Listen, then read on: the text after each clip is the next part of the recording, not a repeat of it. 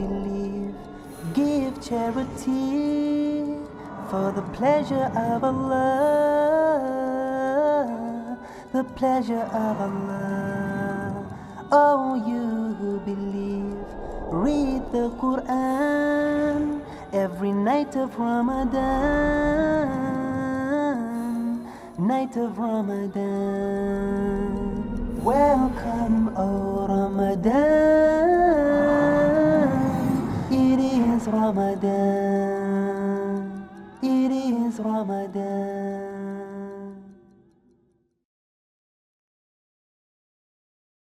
Dear brothers and sisters in Islam and humanity, Assalamu alaikum wa rahmatullahi wa barakatuh. May the peace, mercy and blessings of Allah subhanahu wa ta'ala be on all of you. Welcome to the series Ramadhaan, a date with Dr. Zakir. I'm your host, Yusuf Chambers, and today we will discuss the topic acts permitted during the fast. Dr. Zakir. Assalamu alaikum wa rahmatullahi wa barakatuh. Wa alaikum assalam wa rahmatullahi wa barakatuh. And how are you today? Alhamdulillah. Allah barik fi. MashaAllah. This topic leads to quite a lot of confusion amongst our community, especially from where I come from. Many people abstain from certain actions which we will find out today during the course of the show are sunnah, and they are also recommended by Allah subhanahu wa ta'ala.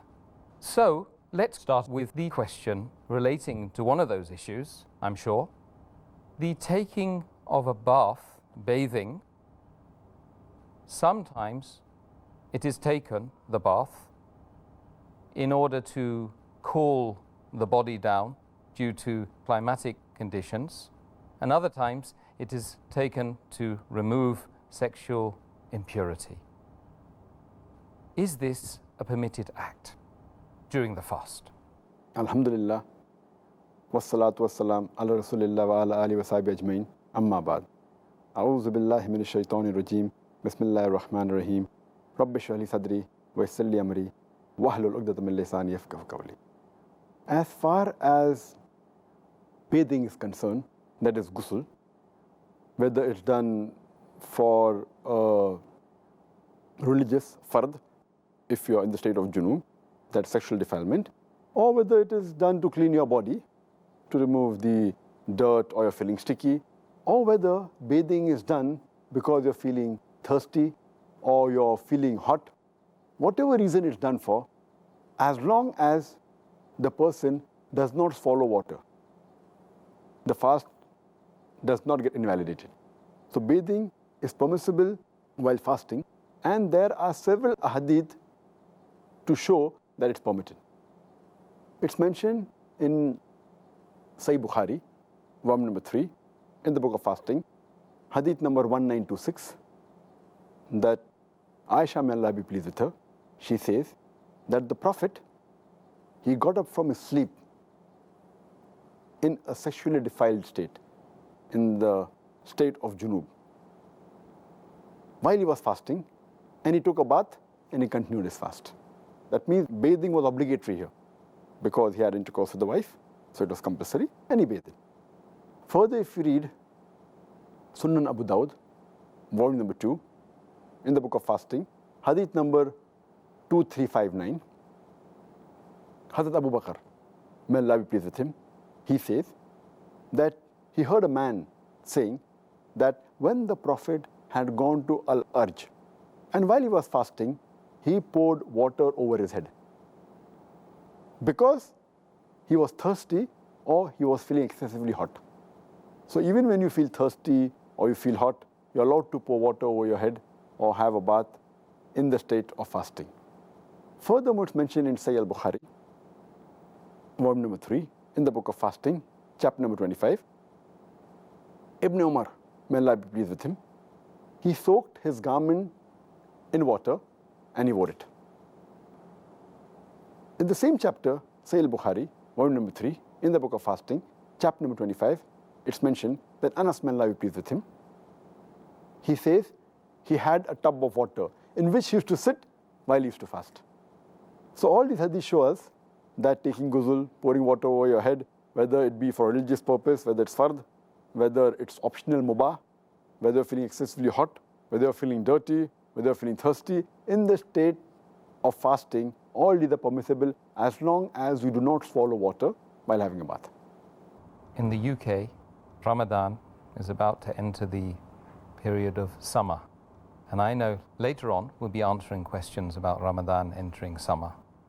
The next question relates to a person that is swallowing his or her own saliva during the fast. Is this a permitted act? As far as swallowing the saliva is concerned, it is a normal act. It's a natural act. And today science tells us that there are several liters of saliva being secreted by the salivary gland every day. And it is normal, it's natural that the saliva, a human being gulps it down, he swallows it, and this can't be avoided. And Allah says in the Quran, in Surah Baqarah, chapter number 2, verse number 185, when it tells you that you should fast for the full month of Ramadan, and those who are ill on a journey, they can make up the period later on. Then it says, Allah subhanahu wa ta'ala wants to make it easy for you and does not want to put you in a difficulty. Allah says in Surah Hajj, chapter number 22, verse number 78, Allah subhanahu wa ta'ala does not want to give you hardship in your deen, in your religion. So, but natural, since swallowing saliva is a normal act. And I know that some people keep on frequently spitting out, and I have some of my friends who do that thinking it's haram to swallow, and they keep on spitting. And imagine if you have to do it the full day, you cannot even offer your salah properly. Because when you offer salah, it takes a few minutes, and in few minutes also saliva gets gathered. So will you be concentrating on spitting the saliva out or on Allah subhanahu wa ta'ala? If you're reading the Quran, you'll have to keep on spitting outside, always. And I know some people who always keep maybe a container, always spitting out, not knowing the ruling. So if a person follows the saliva, normal saliva which comes in the mouth, it cannot be avoided at all. Same way a person, when he breathes the dust, which a person goes to a city which is polluted, and there's dust particles, and you breathe that, and some of it goes in your lungs, or it goes. So it's all this is permissible, because this is a normal day-to-day act, and these do not violate your fast at all. What about cleaning the mouth and the nose with water whilst one feels just like refreshing the mouth, or in the middle of wudu? Is this a permitted act? As far as putting water in the mouth or gargling the mouth with water or putting water in the nose, whether a person is feeling hot or whether while doing wudu, it is permissible because it doesn't enter the body. As long as the water doesn't enter the body, a person does not swallow the water, it's permissible. And in wudu, gargling is a requirement, putting water in the mouth is a requirement, but natural doing wudu is fard, before offering salah. And while fasting, you have to offer salah, and you have to do wudu. So how can it be prohibited? So when a person puts water in his mouth while gargling, in wudu or otherwise, he should be careful that he does not swallow the water. And when he puts it into the nose, there are some people who think it will break the fast based on a hadith. And that's the reason they only touch the water to the tip of the nose. And they don't put it inside, because it's the hadith of the Messenger of Allah subhanahu wa ta'ala. And Muhammad sallallahu alaihi wasallam said, it's mentioned in the hadith of Sunan Abu Dawud, volume number 2, in the book of fasting, hadith number 2360, that the Prophet said, snuff water excessively while doing wudu, except while fasting. That means the Prophet recommended that you should snuff, put the water excessively in your nose, except while fasting, indicating that if the water goes through the nose, into your throat, into the stomach, it will break the fast. That doesn't mean putting water in the nose is prohibited. So normally when you put water, it doesn't go into your throat, and even if you snuff excessively, always it doesn't go, it can go. So it's a precaution the Prophet said that don't snuff water excessively while fasting. Otherwise you have to do that. So this hadith also proves that putting water in the nose, it is permitted, but you have to be careful. You should not snuff excessively so that it goes into the throat. Otherwise, the water goes into the throat and the stomach, either via the mouth or the nose, it will break the fast. But unintentionally, while doing wudu or while gargling, if the water does enter, inshallah, Allah will not hold you responsible because it's done unintentionally.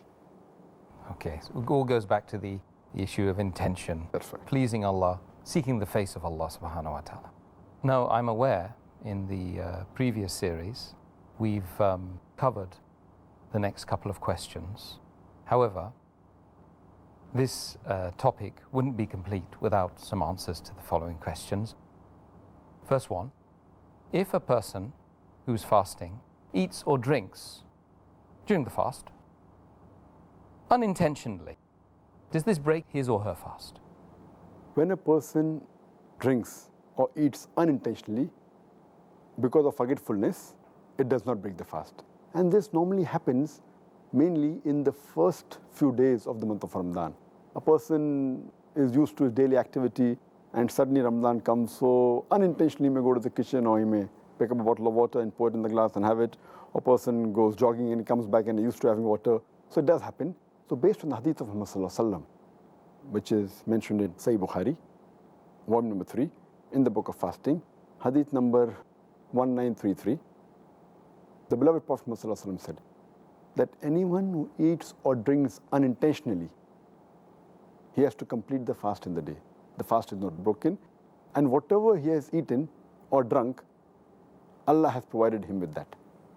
So if you drink unintentionally, the fast is not broken. But if you drink intentionally, then it is broken.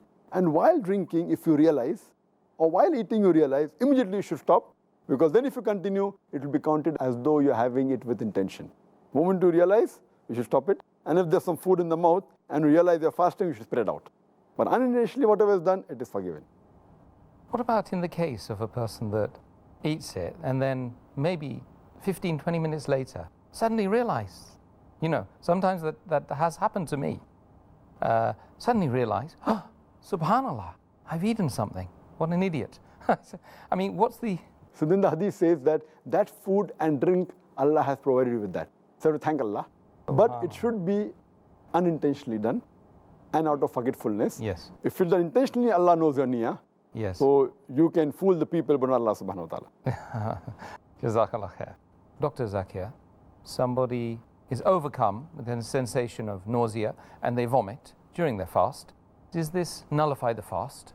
Is this something, can they resume their fast after the vomit has come out? Vomiting can either be intentionally or it can be unintentionally. And a beloved Prophet Muhammad said, it's mentioned in Sahih Hadith, it's mentioned in Tirmidhi, in the book of fasting, Hadith number 720. Our beloved Prophet said that a person who vomits unintentionally, he should complete his fast and the fast is not broken. But the person who vomits intentionally,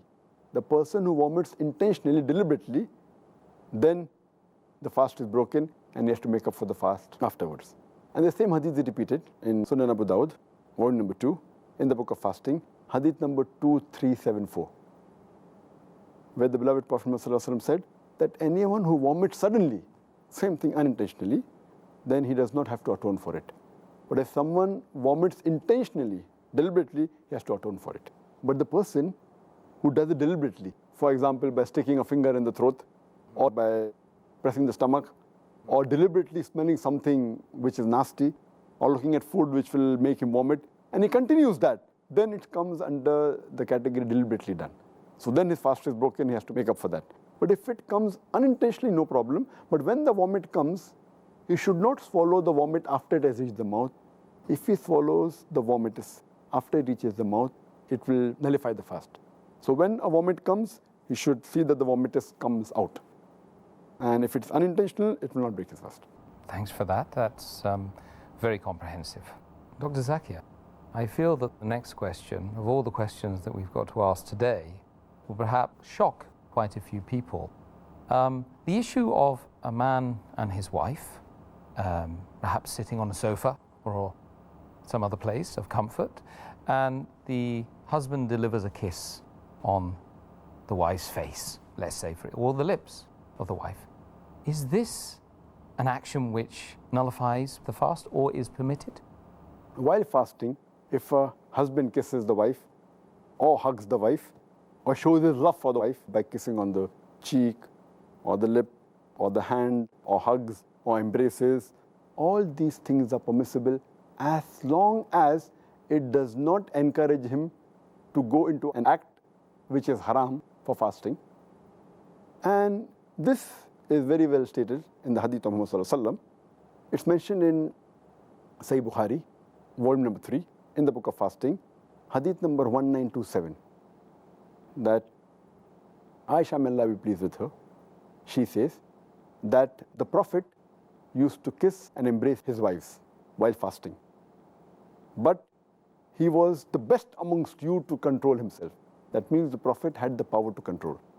Similarly, it's mentioned in Sunan Abu Dawud, volume number 2, hadith number 2379, that Umar, may Allah be pleased with him, once, while fasting, kisses his wife. Immediately, he feels sorry and he goes to the Prophet. And he says that, "O Prophet, I have sinned against you and Allah." So the Prophet says that, "What have you done?" He says that while fasting, I have kissed my wife. So the Prophet asks him that when you gargle or rinse your mouth while doing wudu, does your fast break? So Umar, may Allah be pleased with him, he said, "No." So why bother? Indicating to him that you can kiss and embrace your wife. Furthermore, there's a hadith which is mentioned in Musnad Ahmad, volume number 2, hadith number 6739. One of the Sahaba, he narrates that a young man comes to Prophet Muhammad sallallahu alaihi wasallam and asks him that, "Can I kiss my wife while I'm fasting?" The Prophet says, "No." Later on, an old man comes to the Prophet and asks him that, "Can I kiss my wife while fasting?" And the Prophet says, "Yes." So the Sahaba look amongst themselves that how come the answer is differing? Then the Prophet replies that this man can control himself. So the basic ruling is that if a person knows that he can control himself after kissing or hugging his wife, and is sure that it will not lead into an act which will nullify the fast. For example, it will not lead into a sexual intercourse or will not lead into ejaculation. As long as he can control himself, kissing and hugging is permitted. If he cannot control himself and he fears that he will go into the act which will nullify the fast, like intercourse or ejaculation, then it is prohibited for him. So the answer is yes, but it comes with an Islamic health warning. That's right. Okay. The next question, which is not unrelated to the last one, can a man approach his wife during the month of Ramadan in the evening after the fast had ended? Previously, when fasting became fard for the Muslims, as Allah says in the Quran in Surah Baqarah, chapter 2, verse number 185, that Ramadan is the month in which the Quran was revealed as a guide for humankind and giving you signs of guidance and judgment between right and wrong. And then it says that so whoever witnesses this month, he should fast. So when it became fard for the Muslim the first time initially, the full month of Ramadan, at that time it was the law that approaching your wives, having a sexual intercourse with your wife for the full month of Ramadan, whether it be day or night, was prohibited. And it's mentioned in the tafsir of Al-Qurtubi, volume number 2, page number 210, that Umar, may Allah be pleased with him, once he spends a lot of time with the Prophet and leaves the Prophet at night and comes to his house. And when he reaches the house, he has the urge to sleep with his wife. And he has intercourse. When he gets up in the morning, he's ashamed. And he goes to the Prophet and says that I've sinned against Allah and you. So the Prophet says, "Why?" "Because I slept with my wife. My soul urged and went towards my wife, and I slept with her and had intercourse with her." Prophet said, "Did you really do that?" Hazrat Umar, may Allah be pleased with him, said, "Yes." And Hazrat Umar says that, "Can you find a pardon for me?" And then Prophet Muhammad says, "No one besides Allah can pardon you. He's the only one who can show you the way." And immediately the verse of the Quran of Surah Baqarah, chapter number 2, verse number 187 was revealed. It says that you can approach your wives during the nights of the fast. Hunna libasul lakum wa antum libasul lahunna. Because they are your garments and you are their garments. And then the verse continues that, and Allah knows what you used to do secretly in the nights with your wives. But Allah has forgiven you. And from now onwards, you can approach your wives. And you can take what Allah gives you, the offspring from then. And you can eat and drink till the white thread of dawn is distinct from the black thread. And then you can fast until sunset, until night falls. So when this verse was revealed, Surah Baqarah chapter 2, verse number 187, then it became lawful for the Muslims to approach their wives during the nights of the fast. So now, as far the present rule is, that you cannot approach your wives, have a sexual intercourse with them during the day, right from the break of dawn, from the time of Fajr Salah up to sunset. But immediately after sunset, up to just before the break of dawn, before Fajr Salah, you can approach your wife and it's lawful and you can have a relationship with them. Wonderful. Well, that was a reiteration as well, because of course we covered that during the history of fasting. Right. However, it's good to reiterate it, and I don't think any point can be laboured in Islam, really. Another question for you is regarding a person who has a wet dream during the day whilst he's fasting. Is this an act which would nullify the fast? Is it permitted for a person to have a wet dream during the day whilst he's fasting? If a person has a wet dream during the day while having a fast, maybe offers Fajr Salah and he sleeps and he has a wet dream, it is involuntary. A person has a wet dream, even if he ejaculates, it's involuntary, he is not to be blamed for that. So in this case, because it's unintentional, surely it will not break the fast. And he can complete the fast. And the thing that is advised to him is that he should have a ghusl, a bath, as soon as possible so that he can offer the salah. That's excellent. I think that's self-explanatory. Thank you for that. Another question, very much related to the last one, I feel. Is a person allowed to be in a state of sexual impurity whilst they're fasting? As far as the question that can a person be in a state of sexual impurity, that depends if, as long as he does not do any haram act during the fast. For example, it's mentioned in the hadith of Muhammad in Sahih Muslim, volume number 2, hadith number 2453. It's mentioned that Salma, may Allah be pleased with her, was the wife of the Prophet. She says that the Prophet got up from his sleep in a state of sexual defilement, state of sexual impurity, while he was fasting, and he had a bath and he continued his fast. Further, there's a similar message given in Sahih Bukhari, volume number 3, in the book of fasting, hadith number 1925. And the hadith is narrated again by Salma, may Allah be pleased with her, and Hazrat Aisha, may Allah be pleased with her too. Both are the wives of the Prophet. And they said that the Prophet used to get up in the morning in a state of sexual defilement because he had intercourse with the wife, not because of a sexual dream. And he used to have a bath. And he never used to compensate the fast later on. This proves that being in the state of junub, sexual defilement or sexual impurity, does not nullify the fast. Even if a person has a wet dream in between, his fast is valid. The only point to be noted is that the person should have a bath as soon as possible. If he gets up in the morning after dawn breaks, and if he's in a state of sexual impurity, he should have a bath immediately so that he can offer the Salah of Fajr. Or if he sleeps after Fajr Salah and has a wet dream and then becomes sexually impure, so he should have a bath at least before the Zuhr Salah so that he can offer the Zuhr Salah after having a ghusl. Okay, I think that sheds some light on that issue. And the same thing if a person is menstruating, if a lady, if she's menstruating and she finishes the menstrual cycle just before Fajr and she delays a bath even after dawn has broken and she has a bath just before the Fajr Salah, that's also valid. Excellent. Next question relates to a woman who's cooking during the fast. Is she allowed to taste the food? As long as the person who's cooking the food, whether it be a gent cook or lady cook, there's a hadith in Sahih Bukhari, volume number 3 in the book of fasting, chapter number 25.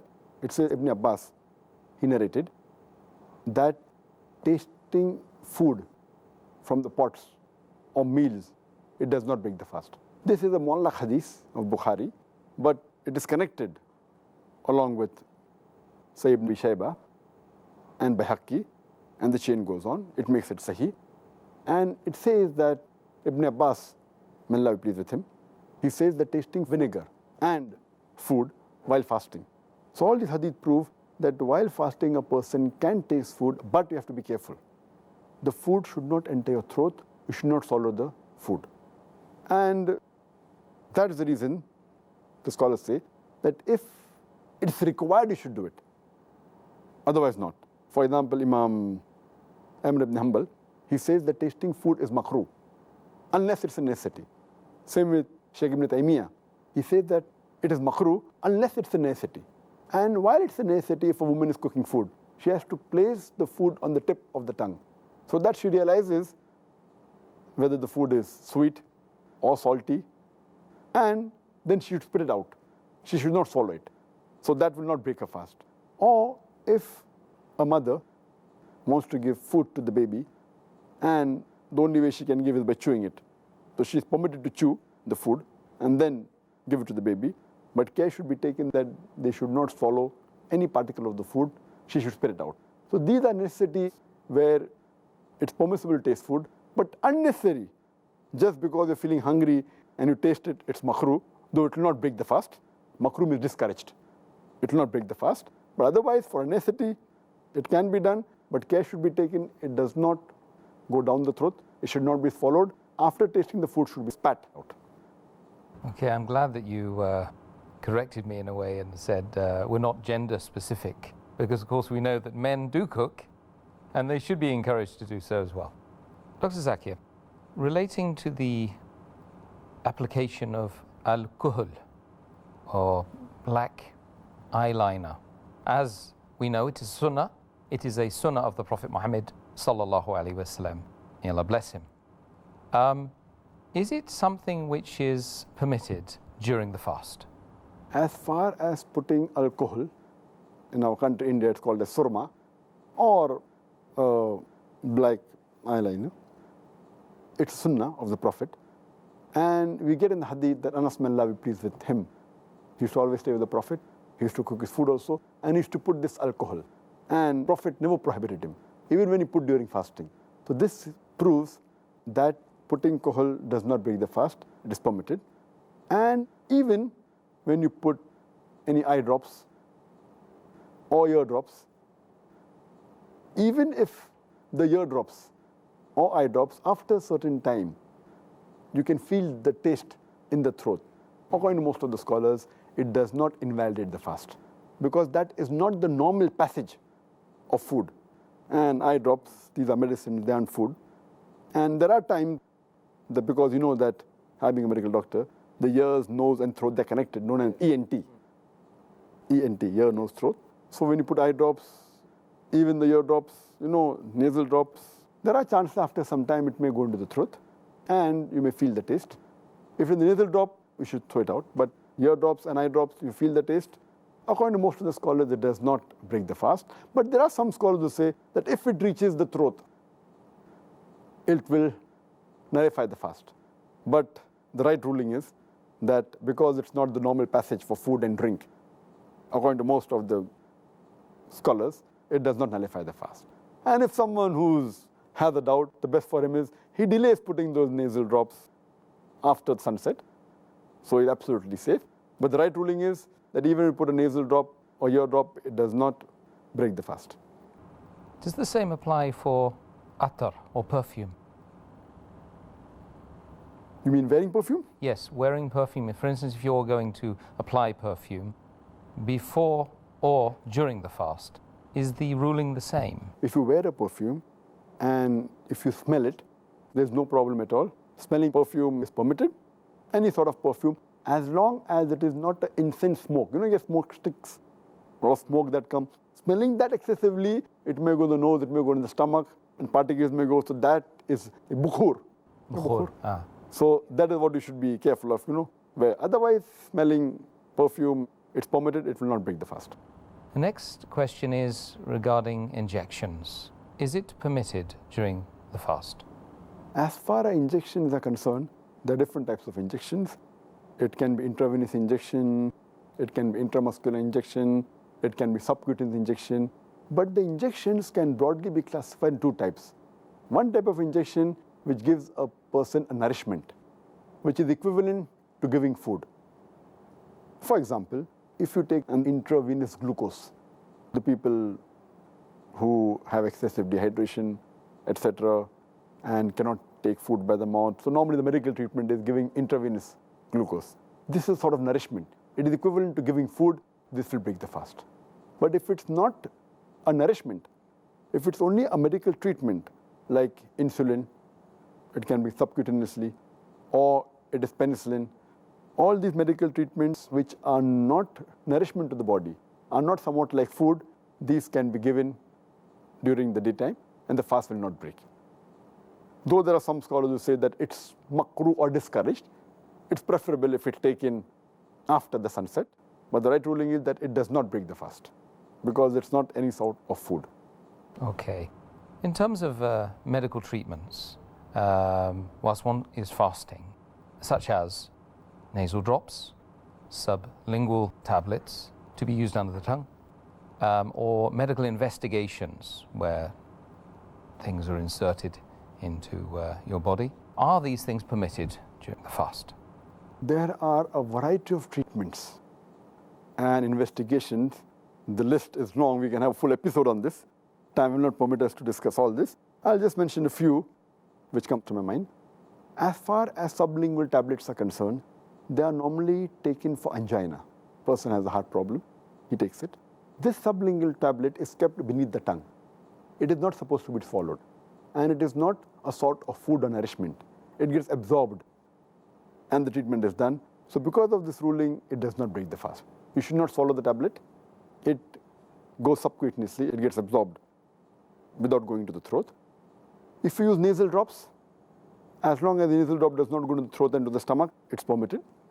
If you put ear drops, also it's permitted, as I mentioned earlier. Or if you syringe the ear, even that's permitted.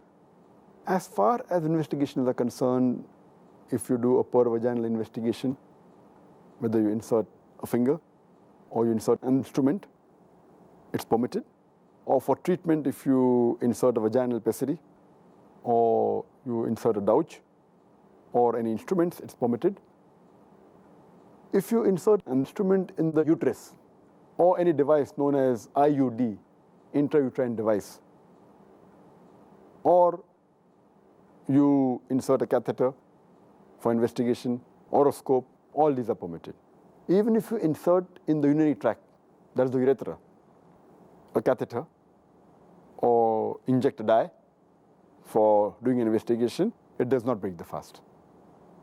Similarly, if you take any injection, as I mentioned earlier, subcutaneous or intravenous or intramuscular, as long as it is not a nourishment for the body, it's no nutrient for the body, it doesn't substitute the food, it's permitted. If it's a substitute, it breaks the fast. Furthermore, if you take a little bit blood from the body for testing, that doesn't break the fast also. And if you apply certain creams, maybe cream or lotion or medical ointment onto the skin and it gets absorbed by the skin, this too does not break the fast and it is perfectly permitted. And if you take other treatments, like for example, if you do a laparoscopy in which there is a small insertion made on the abdomen and insert a scope, whether for investigation or whether for treatment or for a surgery, it's permitted. If you do a gastroscopy, insert a scope into the stomach, as long as you do not put in some fluids or some nourishment, it's permitted for investigation. If you put an instrument in the spinal cord to examine the spinal cord or to see how the brain is functioning, all these are permitted. If you do enema, even that's permitted. And you can go on, as long as the basic rule is that it should not enter the body through the mouth or through the nose, or it should not be a nourishment. Otherwise, if it enters any other part of the body, any instrument, whether it be the urethra, whether it be the uterus, whether it be the vagina, all these things, as a basic rule, it does not break the fast because it is not giving food to the body, and this is not the normal passage for food for the body. All these are permitted. I think the fact that the other things are permitted will put a lot of people's minds at rest Right. during this coming Ramadan and Ramadans to come, inshallah. Inshallah. Dr. Zakir, what is the ruling regarding issues of doubt when one has doubts over concerns that they have over things that they may be doing during the fast? What should one do? How can we apply a golden set of rules to the doubt? As far as when a person has a doubt that the act he is doing, is it permissible or not? Or if he has a doubt that it will break the fast, the best is, when in doubt, leave it out. When a doubt comes, the best is to abstain from it, lest it may have been prohibited. If it's a doubt and if you don't do it, then it will not be a sin. So it's preferable to stay away from it. But the best golden rule is, Allah says in the Quran, in Surah Nahl, chapter number 16, verse number 43, as well as Surah Anbiya, chapter number 21, verse number 7. Fas'alu ahal zikri in kuntum la ta'lamun. If you don't know, ask the person who has the message. Ask the person who is knowledgeable. Go and ask a scholar, and he will guide you whether it's permissible or not. That's the best. But till that time, when in doubt, leave it out is the best policy. Good advice. If a person in the situation where one feels compulsed or forced into breaking the fast, or when one breaks it out of ignorance of a ruling, is it permissible that this person should be breaking their fast in such conditions? As a rule, whether the fast breaks or not, or is it permissible, if someone is forced to break it out of ignorance, out of mistake, Allah says in the Quran, in Surah Nahl, chapter number 16, verse number 106, that after you have believed, and then if you go to unbelief, unless it is out of compulsion. That means even if you do shirk out of compulsion, as long as in your heart there is taqwa, fear of Allah, then it's permissible. So if someone forces you something which is not allowed and it breaks the fast, then you're not responsible for that.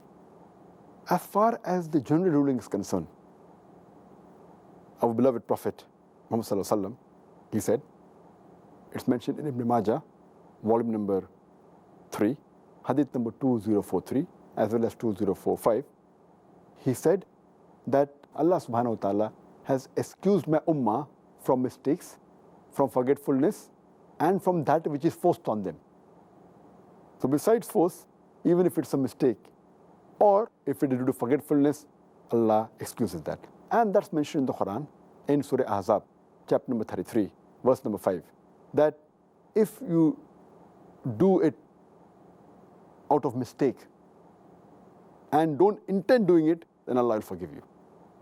And Allah also mentioned in Surah Baqarah, chapter number 2, verse number 286, where we pray to Allah subhanahu wa ta'ala, our Lord, please do not hold us responsible for our mistakes and forgetfulness. So basically, the things that break the fast, whether it be eating, drinking, intercourse, etc., all this, there are 4 criteria to be looked into. If it's done by force, under compulsion, then you're not responsible. If someone forces something on you, you're not responsible. Allah will hold you responsible. Number 2, if it is done out of mistake. For example, a person, he has suhoor, and he thinks yet dawn hasn't come, and he continues eating. It's a mistake. The moment he realizes, he stops eating. So that's a mistake which Allah will forgive. Or someone does something out of forgetfulness, like a person eats or drinks water while fasting unintentionally, out of forgetfulness, then Allah forgives you and the fast is valid. And the 4th thing is that if he does out of ignorance because he was not aware of it. For example, if a person doesn't know that vomiting deliberately, vomiting intentionally breaks the fast, and because he has uneasiness and he puts a finger in his throat and vomits out, then it is out of ignorance of the ruling, even that Allah will forgive, inshallah.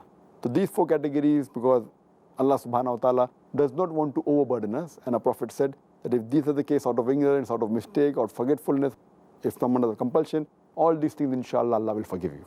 And that's the mercy of Allah subhanahu wa ta'ala. Indeed, Dr. Zakir, it's clear to me, and I'm sure it's clear to the viewers, that Allah's mercy overcomes His wrath. Allahu Akbar. Subhanallah. Well, we've come to the end of the interview stage. Now, I'd like to turn to our viewers' questions Inshallah. on the topic. Inshallah. So, without further ado, I have a question from one of the viewers.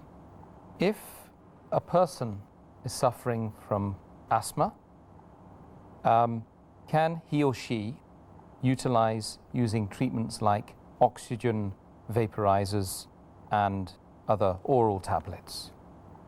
As far as a person who's taking treatment for asthma, there are different types of treatment taken for a person suffering from asthma.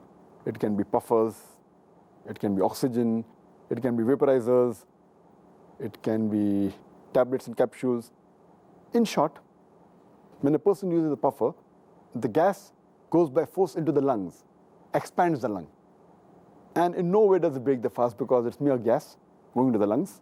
It's not a food, it doesn't go into the stomach, and it's only gas, so it does not break the fast if a person uses a puffer.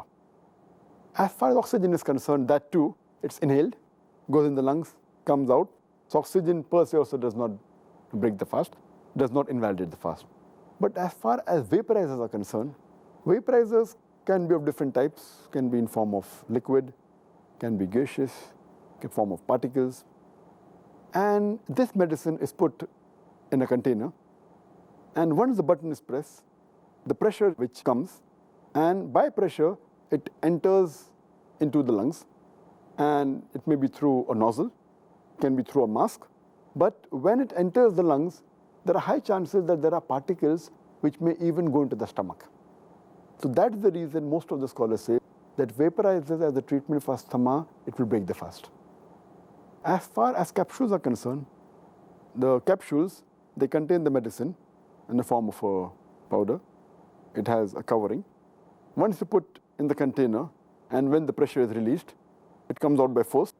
But this too can enter the stomach, the particles. So even using these capsules as a treatment of asthma, it will surely break the fast.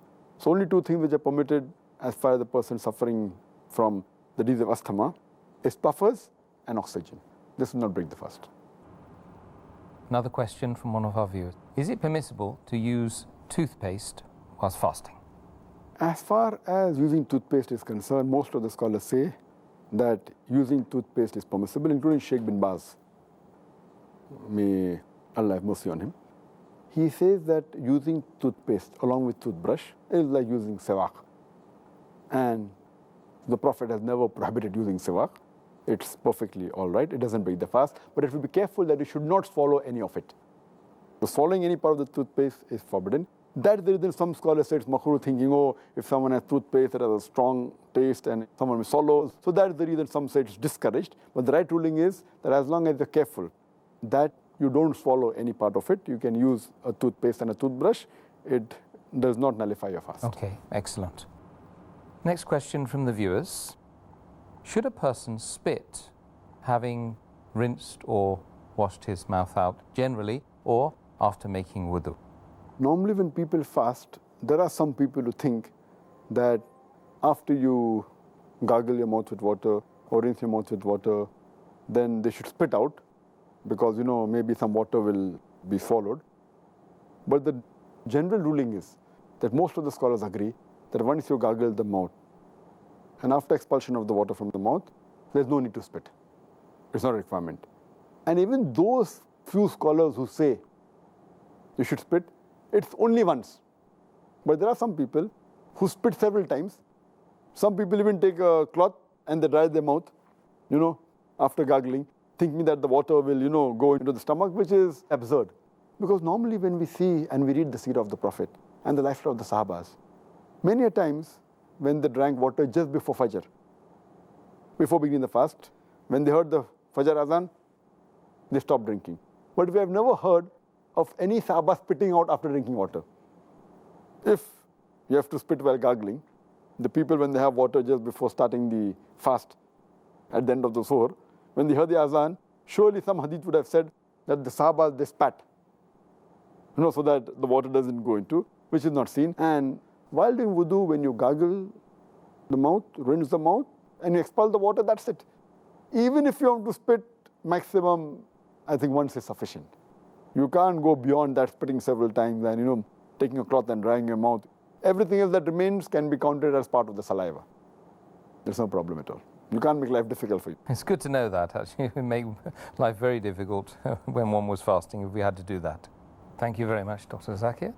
Indeed, Dr. Zakir Naik, we have reached the end of the show, and I must say that I am surprised at the number of acts which are permitted.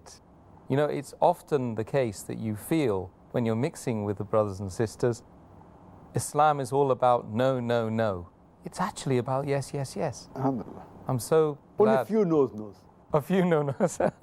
But alhamdulillah, it's been enlightening and very enjoyable as well. I must say, brothers and sisters, I'm sure that you will agree with me.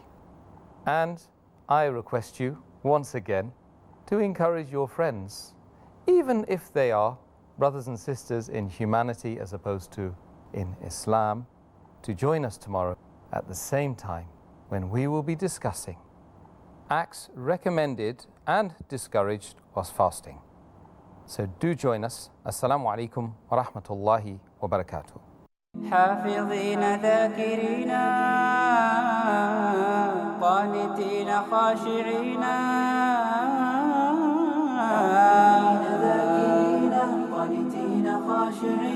مسلمين مؤمنين للإله عابدين. شهرنا صوم وعتق وقنوت فيه صدق، يومنا صبر ورفق بدموع البائسين. رمضان قد أهل بالصيام وأطل مسعدا أهلا وخلا ليته في كل حين.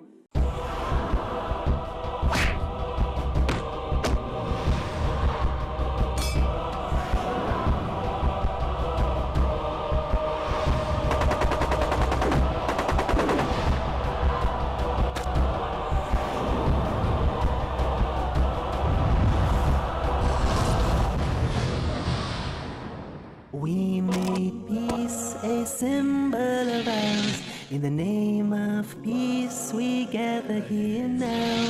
Oh Lord, please make these days of ours on this earth filled with peace. Peace TV, the solution for humanity.